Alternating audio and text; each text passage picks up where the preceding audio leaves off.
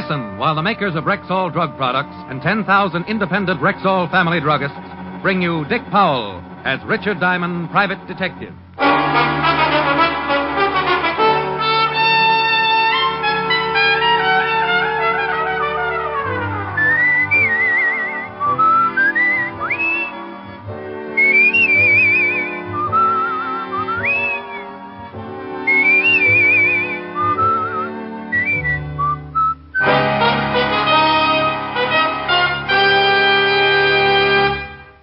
Good evening. This is your Rexall family druggist, welcoming you for the 10,000 independent druggists who have made the word Rexall part of our own store names. We've done that because we believe in the 2,000 or more drug products made by the Rexall Drug Company and confidently recommend them to our customers. A good example is Plenamins, Rexall's famous multivitamin capsules.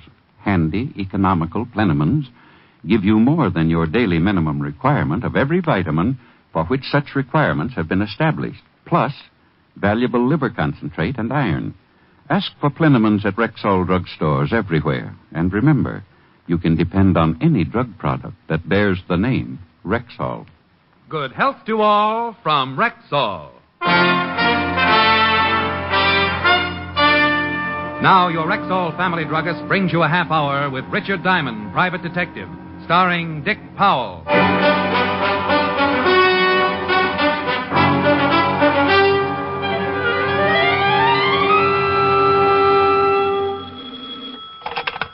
Diamond Detective Agency. Guard against throat scratch. Enjoys smoother strangling. Oh, that's terrible. Yeah, I'm disgusting. No, only when you're too busy to stop by and see me. Well, I was just going to call you, Helen, baby. Oh, I'll bet. Cross my heart. Hope to lose my skate key. You mean New York's gift to the detective world was really thinking about rural me? Rural you is a mighty interesting subject for rural me to think about. Well, why don't you stop being so spiritual and give your thoughts the benefit of some action? And just what exactly do you suggest? Spend the bottle? Post office? A romantic ride through Central Park in a hansom? Yes. How'd you like to go to the theater tomorrow night? Inside, or are we going to stand out in front and get a between-acts descriptions from the usher? I only made you do that once, and from all reports, it was a pretty bad play. What's the one we're seeing? Very bad, but I was given 2 tickets. I refuse to sit in the back of the balcony again. I keep getting the bends. Oh, 4th row center. Must be a bad play. I got a couple of friends working at it. Going to close in 2 days. Mr. Diamond? Hold it, Helen. People are running in. My name is Diana Campbell. Client? Well, Rick? It was hard to say. That's a wonderful thought. I'll see you tonight. I'll bet it's an attractive girl. You win, hands down. Bye. Now, Miss Campbell, what can I do for you? Mr. Diamond, you've got to help me. Something terrible has happened. I don't know if I'm doing the right thing by coming here, but I had to do something. I'm sorry, Miss Campbell. Now, if you'll put the symptoms in alphabetical order. You must promise not to go to the police after I've told you. Oh, one of those. It's for her sake, not mine. Whose sake? Promise me first. I promise to say goodbye if I'm not interested. Mr. Diamond, my aunt is Mrs. Martha Campbell. You've probably heard of her. Martha Campbell? Oh, isn't she the old gal who sells all that silver to Fort Knox? Yes, that's right. Martha Campbell is my aunt. Well, goody for you. She's been kidnapped. Why didn't you go to the police? Oh, no, we can't do that. They threatened to kill her. I received the ransom note early this morning. They want $50,000 left at a location in Central Park tonight. Why'd you come see me? My fiancée, Ira Stewart, has offered to deliver the ransom. Oh, I see. You're afraid that Ira might try to get his name in the papers and wind up under obituaries. Is that it? Yes, I'm afraid. He has a gun permit, and, well, I've never seen a man get as furious as Ira did when this happened. I want you to go with him and see that he comes back safely. Yeah. But tell me, why is this Ira so concerned over Aunt Martha's welfare? Well, you don't understand. Ira loves Aunt Martha as much as I do. And now that he's practically part of the family, will you go with Ira and see that he does nothing foolish? No, the truth is, the whole thing is a little foolish. Miss Campbell, if you told all this to the police, they'd reserve a few cells in Sing Sing, and the rest would be routine. I'm not interested in the money or catching the kidnappers, Mr. Diamond. Can't you understand? I just want Ira and my aunt safe and alive. I'm sort of shy around people who aren't interested in money. In fact, when she dropped 5 new $100 bills on my desk, I positively blushed. She briefed me. I was to be at her aunt's home by midnight, ready to squire Ira Stewart around Central Park. Then she explained exactly where the payoff was to be made. Of course, I had to promise all over again not to tell the police. I promised.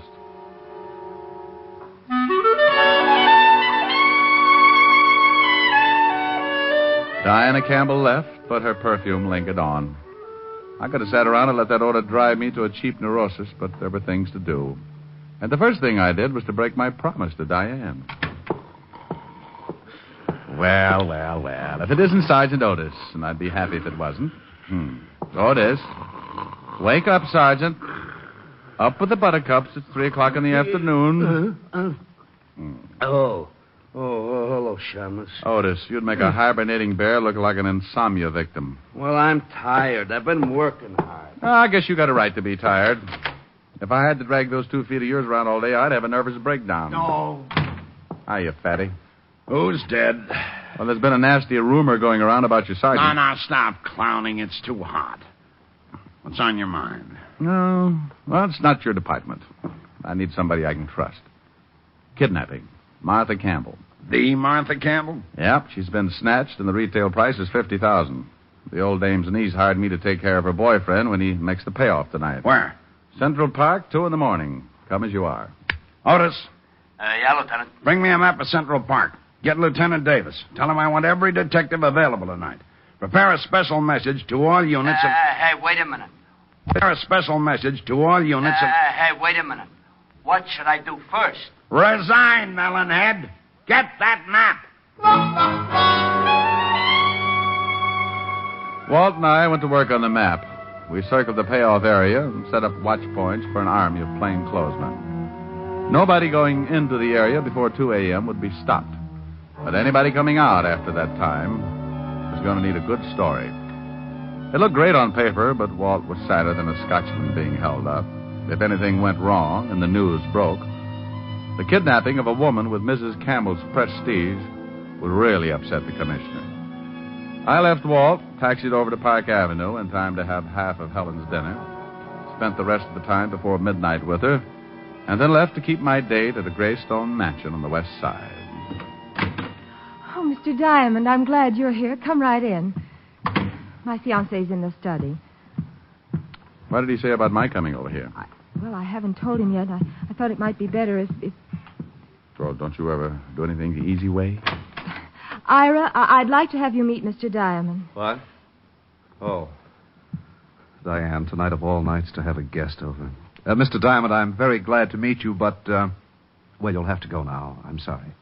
Ira Stewart was a blonde, well-built young guy in loose brown tweeds. He seemed to have trouble finding a place for his hands, and I half got the idea he'd like to try my jaw. Ira, Mr. Diamond is here to help us. What? I hired him to go with you tonight. He's a private detective. Even my best friends don't know. Glad to meet you, Mr. Stewart. Diane, have you gone mad? Do you know what would happen to Aunt Martha if those men found her? Oh, relax, Stewart. Nothing's going to happen to anyone unless you force me to make an exception. Diamond, Ira, please, darling. I couldn't stand the thought of you going to see those men alone. We didn't know how many there are or what they might do. I've got all the protection I need right here in my pocket. Famous last words. Look, Buffalo Bill, I'll give you a clue. The kind of guys you got a date with tonight don't take 10 paces before they turn and shoot. You could be buried in that suit, gun and all. Now, look here, Diamond. It's getting late. I'd better get the money. We followed Diane up a winding staircase and into Mrs. Campbell's bedroom. This little nook was somewhat smaller than Grand Central Station, with an acre of bed in the middle. The bed had talent, because all Diane had to do was push a little button, and it slid about a yard away from the wall and exposed the neatest little wall safe this side of the First National Bank. Diane fingered the combination, and a minute later, I found out whose picture is on a $1,000 bill. There were 50 prints. Here, Diane. Put the money in this bag. It's $130, Stewart. I'm ready. Ira, please be careful. Please, both of you. Glad I made the team. Let's go.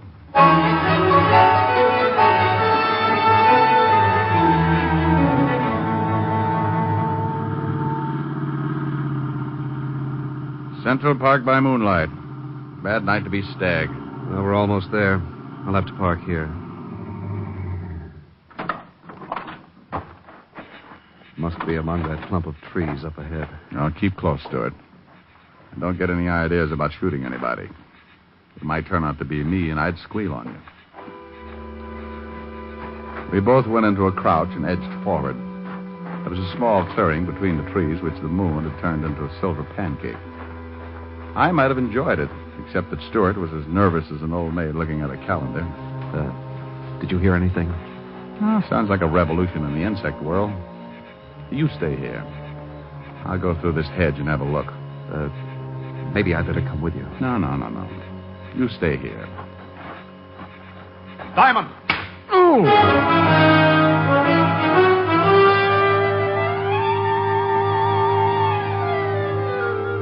Something caught me hard and neat behind the ear, and I jackknifed into a face full of Mother Earth. Don't let anyone tell you it's nice to get away from things for a while. I didn't like it a bit. I was far, far away.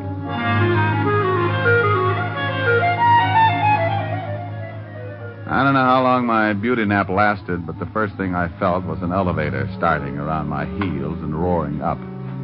When it burst through the top of my head, I awoke. For the next few minutes, I felt like my head was a ball and the rest of me was a drunken seal trying to keep it balanced. Then I saw Stewart, stretched out the way I had been. The copycat. He was bleeding from what was going to be a nasty scar on his forehead. A hunk of pipe was lying nearby. I went to work on him. All right, Stewart. Rise and shine. Oh, come on. You're just not used to it. I make it a point to have my head cracked at least once a week. Oh. What happened? Oh. Last one out talks first, and that's you. Yeah. Now I remember. There were two of them. One started for you, and I yelled. Check. Then I heard one of them say, "Get him, Bob." And then you were shaking me. Diamond. The bag. The money's gone. So it was.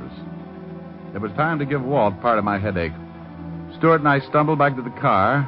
There was someone in the front seat. I pulled the door open and found myself face to face with the kidnapped Mrs. Martha Campbell. She was dead.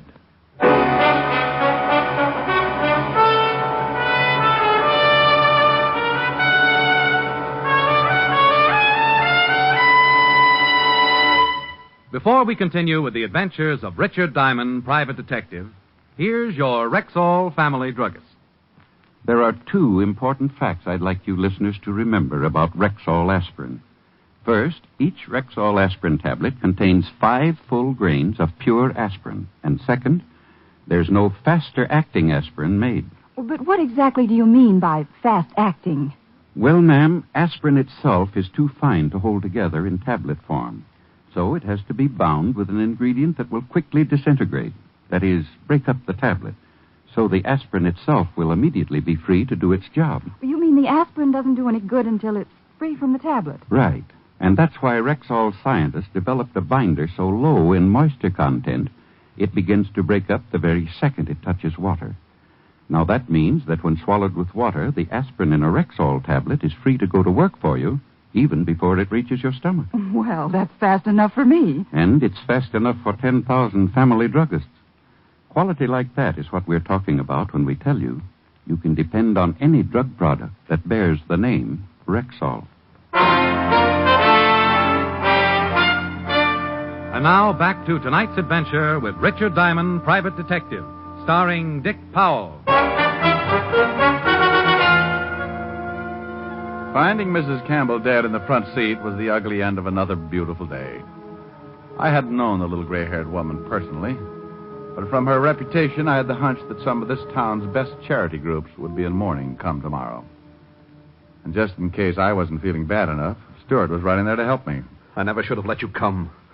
It's your fault she's dead. You did it. You did it. Thank you, Sherlock Holmes. Now shut up. You were going to protect me. You were going to... I slapped 5 fingers of artificial sunburn into his face and shut him up. Then I checked Mrs. Campbell's corpse. She'd been murdered at least 24 hours before. I lifted her featherweight body and stretched her out in the back seat. Ira was still rubbing his cheek when I pushed him into the car.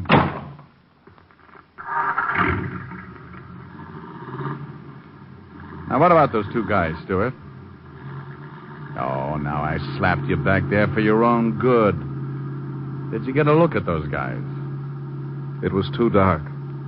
One was big and heavy, the other was thin. Could you identify them if you saw them again? Yes, I think so. What's that on the road ahead? Someone's waving a light. That's the police. Just step from that car quietly, you. Otis, it's me, Diamond. Rick, that's you? No sign of any kidnappers yet. Not kidnappers, Walt. Murderers. Huh? Exhibit A is on the back seat. Come on, Otis. Open the door. Oh, vicious. Head bashed in. What are the police doing here, Diamond? I thought... Don't brag. You didn't think. Otherwise, you'd have gone straight to the police in the first place. What about the money? I don't care about the money. Mrs. Campbell is dead, and that's all that matters. Well, I'm sorry about that, Mr. Stewart. Look, it might be a good idea for you to be with your fiancée, Miss Campbell, before she hears the news on the radio. We'll take care of things here. Oh. Yes, of course, Diane. Yeah, I'm sorry, Lieutenant, about my behavior. You understand. And Mr. Diamond... Oh, forget it. I've got a head that knows just how you feel. Once Stewart was gone, I gave Walt the lowdown, and we settled down to work.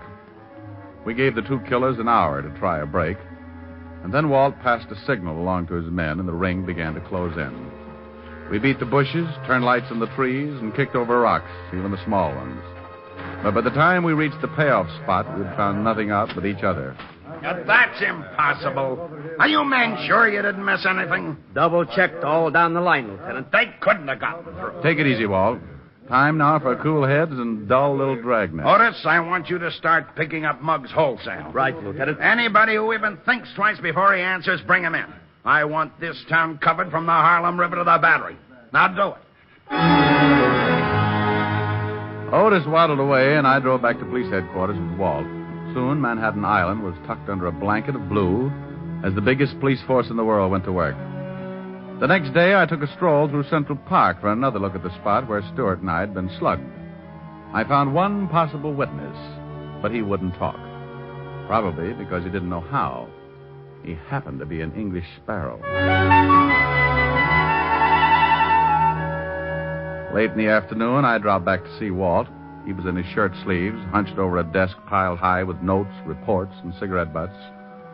Neither of us had gotten any sleep the night before, but he was advertising it. Oh, Rick, I could kick myself. I ought to turn in my badge. We should have had those guys. Nothing in the lineup? No, I've been looking at drunks, ex-cons, and two-bit hoodlums all day, and they're all clean. If someone tried to sell me an invisible man routine, I'd be willing to listen. Walt, if you keep banging your head against a stone wall, your eyes are going to register tilt. You need a breather on this case. Look, I got 2 tickets for a play tonight. What about it?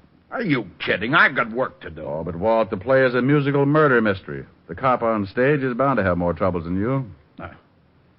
Yeah, I bet. Well, maybe you're right. Sure, I'll go. Thanks, Rick. I'm glad Walt didn't ask any more questions because my supply of answers was down to one sorry shrug. However, this last maneuver didn't go over too well on Park Avenue when I dropped in to tell Helen she was being stood up. Rick Diamond, this time you've gone too far. Now, would it help any if I said it was business? No. Well, I suppose there's nothing I can do. I spent all day buying a new dress and getting my hair done, and then you walk in at the last minute and tell me you... Helen, baby. Now, you stay away from me, Rick. Rick, let go of me. No, in a minute. Rick. You dog.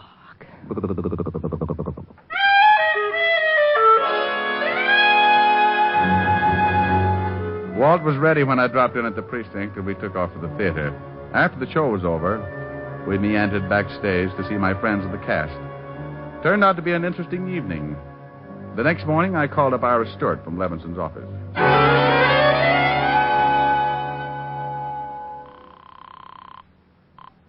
Yes? Hello, Stewart. This is Diamond. I'm calling from the 5th Precinct Police Headquarters. Anything turn up? Well, it looks that way, yes. The police picked up 2 guys who may have killed Martha Campbell. Can you get on here right away? Certainly. I'll leave right now. Well, then run. Do not walk. When Stewart showed, we took him into the lineup room. The 2 suspects had their backs against the marked wall. Under the hot lights, they looked about as ugly as a draft notice on a honeymoon. What do you think, Stewart? They look like the men, Lieutenant. We didn't do nothing. This is the parade. On you guys, it looks good. What do you want to do, live forever? Now, Stewart, These guys are Willie the Knife Foster and Bloody Bob Ferguson. They've been indicted on 3 kidnap raps, but always managed to get off. Now, if you recognize them, you're an eyewitness, and they're cooked. Well, tell the big one to say, get him, Bob. Say it, Bob. What for? For the sake of your dear old mother in Alcatraz. Never mind what for. Say it. Get him, Bob. Now the other. You heard him, Ferguson. Get him, Bob. That's the man, Lieutenant. I'm sure of it. Let me get my hands on him. I'll kill him. Now, Stuart, calm down. State of New York will take care of them. This is a lousy frame. You can't pin this on us. He was babysitting that night. Okay, lock him up, Otis. Right. Book him on suspicion of murder. Stuart, come into my office. I want to get your statement. After getting his statement, Walt told Stuart the case was closed. We congratulated each other and shook hands all around. Then Stuart walked out. We gave him enough time to get into his car and start away. A moment later, Walt and I jumped into an unmarked police car and played Follow the Leader. Rick, this case turned right side up too quick to suit me. What made you tag Stewart and plant your actor friends in the lineup? Walt, the trouble with you is that you're too modest. You set an airtight man trap for 2 unknown kidnappers and then blame yourself because the net came up empty. Well, he had you fooled, too. That's true. I'm ashamed to admit. But Stewart had a good plan. He kidnaps the lady himself, sends Diane a phony ransom note. Then, with a reputable private detective present, that's me, he gets the $50,000 and even bops himself on the head to make it look kosher. You'd have made a perfect alibi for him, Rick. But where did the old lady's body come from? He probably had it in the car trunk when we drove into the park the night of the supposed payoff. Hey, he's turning at the park. Mm-hmm. Soon comes the part we don't know yet. We should have nabbed him back at the station. I'd like to sweat him for a few hours. On what? The identification? So he claims it was a mistake. Could happen. The jury would think so. No, Walt. He's put on too big an act to fold under questioning. He's been acting ever since he made Diane believe he loved her, just to gain Martha Campbell's confidence. He's parking up ahead. Yeah. Now let him answer the $50,000 question. And where did he hide it?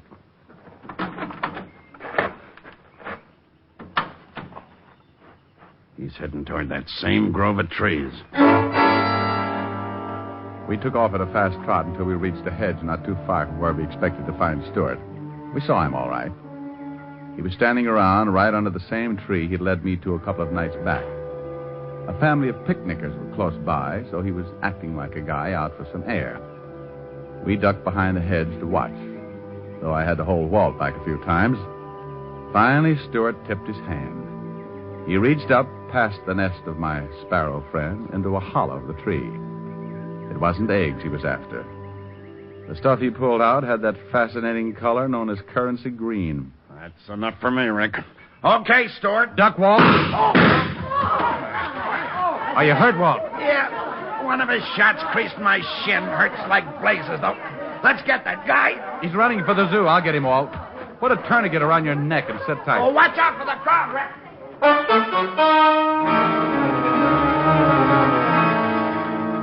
What the shooting did to that crowd, a skunk couldn't do in a bargain basement. They suddenly decided there was no place like home. Stuart was dodging between the animal cages now and still using his gun to discourage me. I sprinted after him, but he disappeared. That bullet went right through my only hat, but I saw him now. He was climbing along the rock barrier that backed up the bear pits. He made a lousy target because those jagged rocks and overhanging ledges gave him plenty of cover. He was trying to reach the road on the other side, and if I didn't do something about it, exit Mr. Stewart. I took aim. My shot clipped a hunk of rock just as he was reaching for it. Stewart pulled back too quickly and tried to step on some air, which never does work too well. He went over and down. He never hit the ground because down in that pit, waiting for him with open arms, was a giant polar bear that had never forgiven the man who brought him from Alaska to New York. Rick,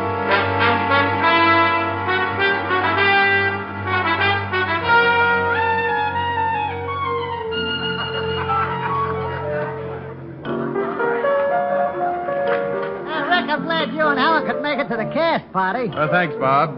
Thanks also for the great acting job you and Willie pulled off at police headquarters. Anytime, Rick. Glad to help out. Yeah, that's a nice tune. Is that a song for the show? Nah, just fooling around. After a show flops, there's nothing like a little get-together to bolster one's spirits.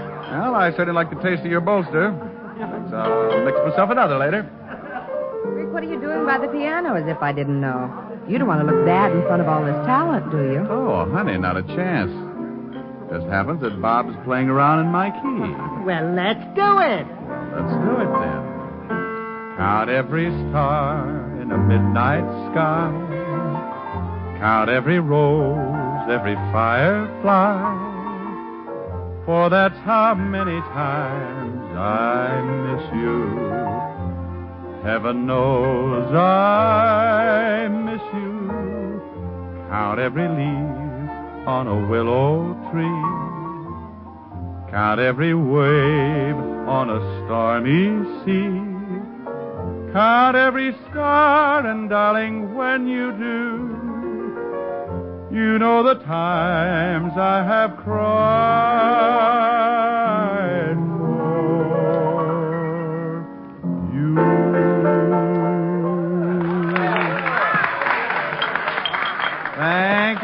Thank you. I'm sorry, but due to previous commitments, I'm only available for stage, screen, radio, television, and parade. Rick, you are becoming a ham. Me? Becoming a ham? Oh, my dear. Really?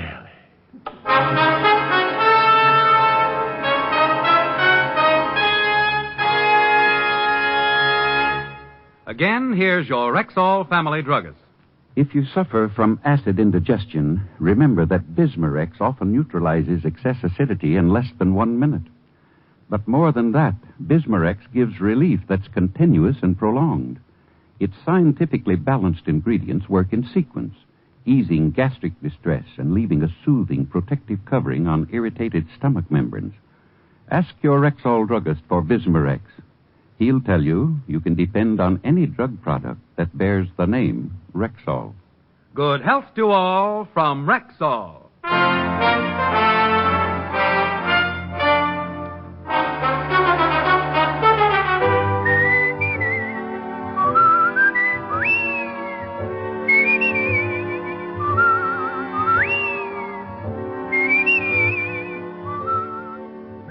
Richard Diamond, Private Detective, stars Dick Powell in the title role and is written by Joe Morheim and Hal Bloom, with music composed and conducted by Frank Worth. Featured in tonight's cast were Virginia Gregg, Ted DeCorsia, Wilms Herbert, Mary Shipp, Dick Ryan, and Hy Averback. Richard Diamond, Private Detective is produced and directed by Jaime Del Valle.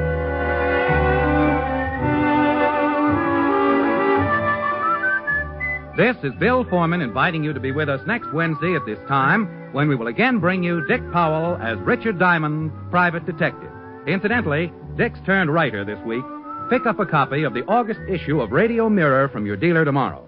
Read The Adoption Racket by Dick Powell.